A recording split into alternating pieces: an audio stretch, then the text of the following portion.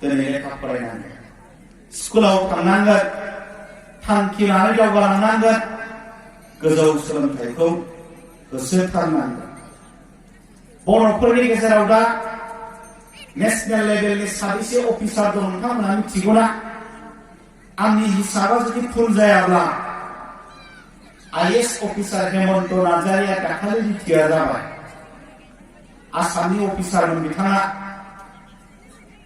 Retire जाबायबा IAS अफिसारा दाखालि गोदान मोननाय थांनाय बोसोराव गोदान मोननाय क'क्राझारनि फोरमान ब्रह्मल' दङ आईएएसआ इन्डियान एडमिनिस्ट्रेटिभ सार्भिसाव साख्रि मावनाया आईपीएसआ साथाम दं दा सन्जिब नार्जारि मनज स्वर्गियारि तापस बसुमतारि साब्रै जाबाय आईएफएस सासे दं इन्डियान फरेन सार्भिस क'क्राझार दतमानि रुपज्योति ब्रह्मकार्जी आं बिसिबांखौल' मोनदों सासे दङ मनज कुंगुर कसारि आईपीएस बियो बर' जानाय नङा आंनि मिथिनायाव बे डिमासा जागोन बेखौ बाद होयोबा सासे आईएएस साथाम आईपीएस सासे आईएएस साबेसे जाखो नोंथांमोन साबाल'सो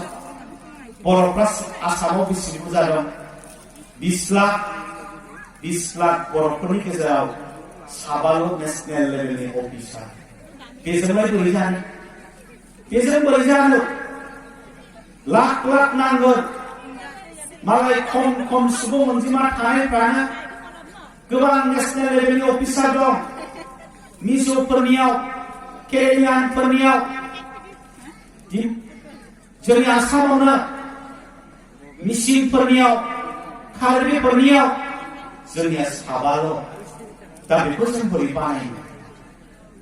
बानायनो दिल्लीयाव यूपीएससी आनजाद लिरनो कचिं लानो थिनहरनांगौ माजों थिनहरगोन सोर थिनहरगोन बर'फोरनि गेजेराव दिनै नेशनेल लेभेल अफिसारा बुरजा गैया बेनिखायनो दुलाराय बर' फरायसा आफादा बे खम नेशनेल लेभेलनि अफिसारखौ बारायहोनो थाखाय बुरजा खालामनो थाखाय गोबां हाबाफारि लाबोनो गोनां जादों गुदि फरायसालियाव थांदों एमइ स्कुलाव थांदों हाई स्कुलाव थांदों हायार सेकेन्डारियाव थांदों कलेजाव थांदों यूपीएससी कचिंनि अरायन्टेसन प्रग्राम लानो गोनां जादों मोटिभेशन प्रग्राम लानो गोनां जादों डिबेट कम्पिटिशन लानो गोनां जादों टेलेन्ट सार्च आनजाद खुंनो गोनां जादों गिदिर अफिसारफोरखौ लिंलांनानै फरायसाफोरजों बाथ्रा सावरायहोनो गोनां जादों बेफोर जाबाय जों दुलाराय बर' फरायसा आफादा बर'फोरनि गेजेराव सोलोंथाइ जौगानायनि मावनो लानाय मोनफा मावथांखिफोर बेनो रिभलिउसन बेनो जोंनि हाबाफारि थेवबो जों दिनै जाफुंहोनो हायाखै भारताव दिनै 130 कौटि सुबुं अनजिमा दं 130 कौटि सुबुं अनजिमा 130 कौटि सुबुं अनजिमानि गेजेराव सेंग्रा सिख्लाफ्रा बांसिन 25 बोसोर बैसोनि गाहायनि बे सेंग्रा सिख्लाफ्रानो पार्सेन्टआव दिहुनोब्ला 65% दङ बाकी 35%आ 25 बोसोरनि गोजौनि बैसोनि मानसिफोर दा फैनानै थांबाय जोंहा भारतनि सासे साइन्टिस्ट जायखौ मिसाइल मेन होननानै बुंदों फादार अफ द स्टुडेन्ट होननानै बुंबाय दिनै फरायसाफोरनि बिफा होननानै बुंबाय दिनै आब्दुल कालामआ गांसे बिजाबाव बुंलांबाय मिशन इन्डिया 2020 आव बुंलांबाय बे 65% बिलो 25 एजनि सेंग्रा सिख्लाफोरखौ साफा मानसि खालामनो हाब्ला सुबुं सम्पद खालामनो हायोब्ला भारतआ बुहुमनि गेजेरावनो जौगासारसिननाय हादोर जागोन होननानै बुंलांदों बिथाङा बिजाबाव लिरलांबाय बै समनि प्राइम मिनिस्टार अटल बिहारी बाजपेयीजों सावरायलांबाय आरो बिथाङा मोनसे मिशन फोसावनानै भारतनि स्टुडेन्ट, भारतनि फोरोंगिरि, भारतनि गार्जियन बिमा बिफा, भारतनि सानसुमैफोरजों सावरायलांबाय 65% सेंग्रा सिख्लाफोरखौ सुबुं सम्पद खालामनि बिथाङा बुंलांबाय। बेनिखायनो स्कुलाव बेरायदों, फरायसालियाव थांदों, गार्जियनफोरखौ लोगो हमदों, फरायसाफोरखौ लोगो हमदों, फोरोंगिरिफोरखौ लोगो हमदों, सानसुमैफोरजों सावरायदों। स्टुडेन्टफोरखौ लोगो हमनानै गावनि बिबुंथि जोबनायनि उनाव फरायसाफोरनियाव प्रश्न खालामदों, कुइसन खालामदों। जोंनि बयनिख्रुइबो देरसिन सुथुरा सोर? आब्दुल कालामआ सोंदों फरायसाफोरनियाव, जोंनि बयनिख्रुइबो देरसिन सुथुरा सोर? गोबां फरायसाया गोबां फिननाय होदों। सासे स्टुडेन्टआ फिननाय होबाय, सार, आंनिब्ला जोंनि बयनिख्रुइबो देरसिन सुथुरा गोरिब। आब्दुल कालामआ बुंदों, अब्ला I appreciate your answer. आं नोंनि फिननायखौ गनायबाय। भारताव गोबां गोरिब मानसिफोर दङ, मोनजानो रोङि मानसिफोर दङ, आरो बेनिखायनो भारतआ दावगानो हायाखै। आरो बेखायनो बे गोरिब मोनजानो रोङिखौ बोखारनानै बोस्राङोब्लासो भारतआ जौगाफुनायनिफ्राय जौगासार हादोर जागोन होननानै बुंलांदों। आरो बे स्टुडेन्टफोरखौ खावलायदों, नोंसोर भारतखौ जौगाहो। गुबुन मोनसे फरायसालियाव थांदों, गुबुन मोनसे फरायसालियावबो फरायसाफोरनि सिगाङाव बिबुंथि लाखिदों आब्दुल कालामआ। बिबुंथि जोबनायनि उनाव बिथाङा सोंदों फरायसाफोरनियाव, राजस्थानाव थर बालाबारि दं, बेयाव थरथिंसेबो दै गैया। तामिलनाडुआव अखा हाया, खरां। नाथाय आसामनि ब्रह्मपुत्रनि दैया जेब्लाबो लोमसावनानै, दैज्लां बोथोराव लोमसावनानै दैबाना खालामो। बे आग्लायनाय दैखौ राजस्थाननि बालाबारियाव लांनो हागोन ना हाया? तामिलनाडुनि खरां जायगायाव लांनो हागोन ना हाया? गोबां फरायसाया गोबां फिननाय होदों। सासे फरायसाया फिननाय होदों, सार, हायो होननानै। होनबा आब्दुल कालामआ सोंफिनदों, माबोरै हायो? सार, ब्रह्मपुत्र दैनि सेराव गंसे गिदिर मेसिन बहायनांगोन। बे मेसिना ब्रह्मपुत्रनि दैखौ बोखोगोन आरो गोजौजों जाम्फै बानायगोन। जाय जाम्फैया राजस्थानाव गोग्लैहैगोन, जाय जाम्फैया तामिलनाडुआव गोग्लैहैगोन, आरो बै ब्रह्मपुत्रनिफ्राय बोखोनाय दैया थर बालाबारियाव गोग्लैहैयोबानो ब्रह्मपुत्रनि आग्लायनाय दैखौ लांनो हागोन। आब्दुल कालामआ बुंबाय, आं नोंनि फिननायखौ गनायबाय।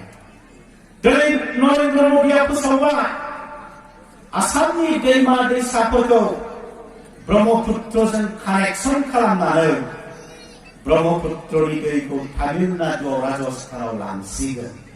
होनबा बै गथ'नि फिननाया दिनै थार फिननाय जाबाय। बेनिखायनो रायजोफोर, बेबायदि टेलेन्ट, बेबायदि गोरों स्टुडेन्टफोरखौ लानानैनो, फरायसाफोरखौ लानानैनो इन्डियाखौ ग्रेट इन्डिया दानो आब्दुल कालामआ सिमां नुलांबाय, थिनलांबाय, बिजाबाव लिरलांबाय। आरो दिनै बे थांखिखौ सिगाङाव दोननानैनो भारत सरकारा खामानि मावगासिनो, स्किल डेभेलपमेन्टनि बाथ्रा बुंगासिनो दङ।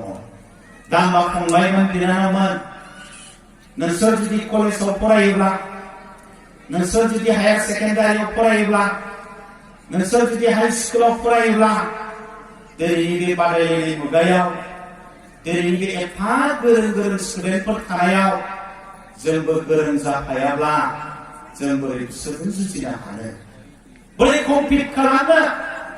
बेनिखायनो जोंबो गोरों जानांगोन।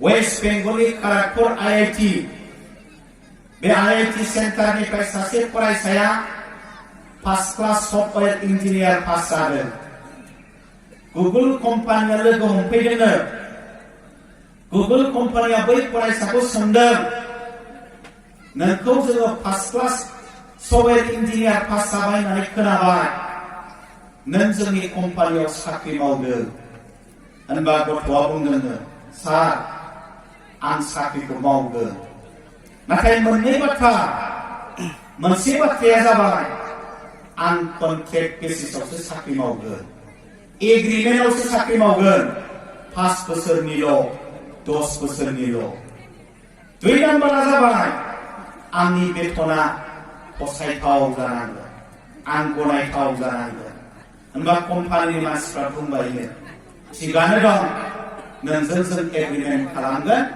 5-10 बोसोरनि कन्ट्रेक्ट बेसिसआव साख्रि होगोन आरो नों गनायोब्ला जों बेथनखौ नोंनो बोसोरसेयाव 2 कौटि होगोन 2 कौटि बेथन लानानै first class software engineer pass जागोदान बै गथ'आ गुगोल कम्पानियाव साख्रि मावबाय इन्टारभिउबो गैया इन्टारभिउ होनाङाखै दा बेखायनो बुंदों फंबायमोन बिनानावमोन फरायसाफोरखौ दाना बाजाराव नागिरो हाथायाव नागिरो नों बेसे दाम गोसा नों बेसे दामि नोंखौ दाम होनानै कम्पानिफ्रा लानानै थाङो गुगोल कम्पानिया टाटा कम्पानिया एयारटेल कम्पानिया साहारा कम्पानिया किंफिशारा गोबां कम्पानिया बाजाराव नागिर मोजां स्टुडेन्टफोरखौ लानानै थाङो साख्रि होयो बेथना कौटि बेथन दा होनबा बरसला ओनसोलनि सिङाव थानाय जोंनि बर' फरायसाफ्राबो बायजानांगोन आरो बायजानांगोनबा फरायनांगोन सोलोंनांगोन गोरों जानांगोन होनबासो जोंबो बै गथ' बायदि जोंबो बाजाराव बायजानो मोनगोन साख्रि मोनगोन दा नाथाय जोंनि सेंग्राफ्रा मा खालामदों जोंनि बिनानावफ्रा मा खालामदों आंथ' बिराद मोजां बाथ्रा बुंबाय 2 कौटि बेथन मोनबाय सासे उन्दै गथ'आनो नाथाय जोंना सेंग्राफ्रा मा खालामबाय थादों बिमाखौ मान होनो रोंला जोंना बिफाखौ मान होनो रोंला जोंना उदालगुरि रौतायावमोन नामा बाइक मोनैनि बिफाखौ बुथारदोंना बुथाराखै बाइक मोनैनि बिफाखौ देखारदों मा इन्जिनियार बिलाय मा गिदिर साख्रि बिलाय मा प्रफेसार बिलाय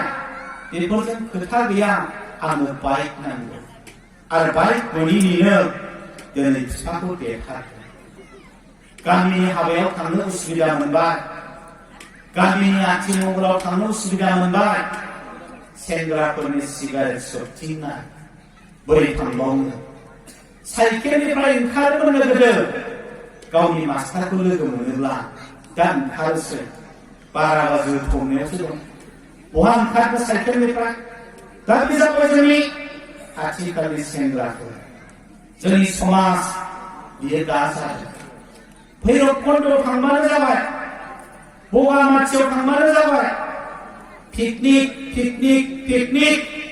जों नुगासिनो दं सानफ्रोमबो जोंना गभर्नमेन्टआ सोलायबाय बिटिआरना बिपिएफ सरकारनि सिगाङाव दा इउपिपिएल सरकार जाबाय बिपिएफ सरकारा जोंनि चिराङाव दै जिं मेला खुंदोंमोन देग्लाय बन्द जागारबाय गभर्नमेन्ट गैला नालाय इसोरा बासायबाय जोंखौ 15 जनसो थैखादोंमोन देग्लायबो पिकनिकआव दा जोंखौ इसोरा बासायबाय दा जों मा खालामो होनबा जोंनि फरायसाफ्रा मा खालामदों गिबियावनो फालियाव सेबननानै डेनड्राइट मोनामसोदों करेक्स मोनामसोदों बारा सोब्बाय थानानै बेजों गोजोनला टेब्लेट बाहायदों टेब्लेट जाखुमादों नंखाय नंदोंबा हाई स्कुलनि उसुं गोदायावल' नागिरो प्राइभेट स्कुल जा गभर्नमेन्ट स्कुल जा स्कुलनि उसुं गोदायाव मोनगोन फायखाना सिङाव मोनगोन डेनड्राइट बिखब करेक्सनि बिखब टेब्लेट जाखांग्रा बिखब टेब्लेटजोंबो गोजोनबावाबा मा खालामबावो मिथिगौना इन्जेक्सन थुनानै लायो इन्जेक्सन आरो जायगा जेराव ड्राग्स जाग्रा सेंग्राफोरा आड्डा मारियो बे जायगायाव मोजां नागिरबा मोनगोन इन्जेक्सननि थुखोन्दा सेरिन मोनगोन। दा बिसोर जाबाय ड्राग्स एडिक्टेडफोर। ड्राग्स एडिक्टफोर जेब्ला बेखौ सोबो बिसोरनि देहाया रानलांगोन, मेलेमा बारा खामानि होआ, स्कुलाव थांनाय नागारगोन, बिमा बिफाजों बारा रायलायनाय नङा, न' नागारगोन, खानायखौ गोलाव लागोन, सोरबा जाथि लागोन, सोरबा आखसिलाबायनानै लागोन। बिसोर जाबाय ड्राग्स एडिक्टफोर। उनाव बिसोर बिफानि खाथियाव थांसै, बिमानि खाथियाव थांसै, आंनो बाइक नांगौ। दा बिफाया माजों होनो बाइकखौ? दा बिमाया माजों होनो बाइकखौ? होनो हायाखिसै। बे दिननिफ्रायनो स्कुलाव थांनाया बन्द। बे दिननिफ्रायनो न'आव फैबांला, बिमा बिफाफोरजों रायलायला। दा नोंथांमोन बाइक मोनैनि जुदि स्कुलाव थांलाब्ला, बाइक मोनैनि जुदि न'आवनो फैलाब्ला, बै फंबायजों इन्जिनियार फरायनायनि मा बाथ्रा रायलायबावनो? डक्टर जानायनि मा बाथ्रा रायलायबावनो? गेरेमसा हारि दानायनि मा बाथ्रा रायलायबावनो? IIT आव फरायनायनि खोथा मा रायलायबावनो? बियो जुदि स्कुलावनो थांखालाब्ला बे जाबाय जोंनि सेंग्राफोर। बिमाया दुखु मोनबाय गावनिनो फिसा, बिफाया दुखु मोनबाय गावनिनो फिसा, जिखि जाया फाग्लाबाबो जग्लाबाबो गावनिनो फिसा। बिसि फिसाय सावरायबाय, बाइकखौ होदिनि नामा? स्कुलाव थांबाय बायगोन खोमा, न'आव फैबाय बायगोन खोमा, सोलायबायगोन खोमा, मानसि मोजां जाबाय बायगोन खोमा। खस्थ' खालामसै बे अमा फाननानैबाबो, गय फाननानैबाबो, खायदा बायदा खालामनानै बाइकखौ होदिनि। होबाय बाइकखौ, बे दिननिफ्रायनो दाब्रायबाय फुल स्पिड। दाना थावा माजों सोनो? सिगारेटआ माजों सोबनो? पिकनिक स्पटआव माजों थांनो? जानबारा दासा बाइक होनायखायनो जे स्कुलाव थांसिगोन नङा, नाथाय बाइक होनायखायनो जे न' लासिगोन नङा, नाथाय एखे बारानिफ्राय बारा गाज्रिसिनसो जाबाय। लोगोफोरजों आड्डा मारिबाय बाइक लायै लायै। इसोरा दा खालामथों बेबायदिनो बर' सेंग्राफ्रा बिराद नस्थ' जाबाय। आथिं बायबाय, आखाइ बायबाय, सोरबा दुख थैलांबाय। दा बेनिखायनो रायजोफोर, जोंनि बे बर' सेंग्राफोरजों लेखा फरायनायनि बाथ्राफोरखौ जों बोरै रायलायगोन? जों रायलायनो हाया जादों। बेखायनो दिनै बे गेवलां मेलाव फैनाय सेंग्राफोरखौ आं खावलायनो नागिरदों। फोरमान ब्रह्मआ मालाय 22 बोसोरल' क'क्राझारनि IAS अफिसार जाबाय। Beautiful life.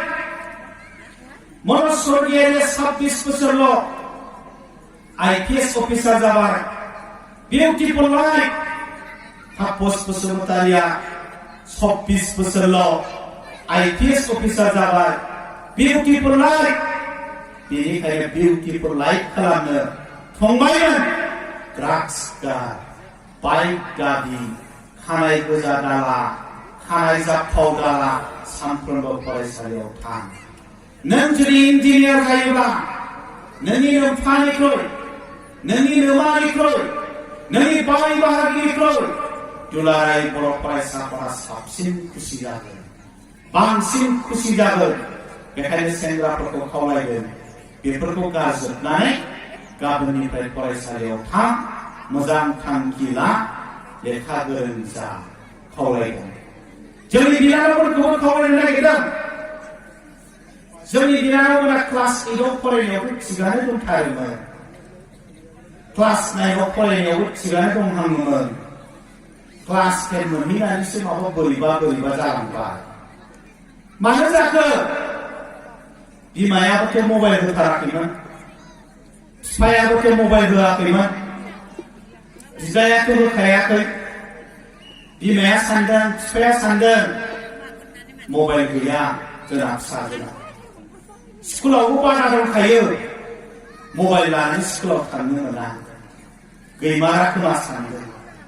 नाथाय जों नुबाय बिनानावमोनावथ' मबाइल दङ क्लास 10आव फरायनायनियाव दङ कलेज फरायबायबाथ' दंखायोआनोखा 9आव फरायनायावबो दङ दा बिमाया होआखैबा बिफाया होआखैबा मबाइलखौ बहा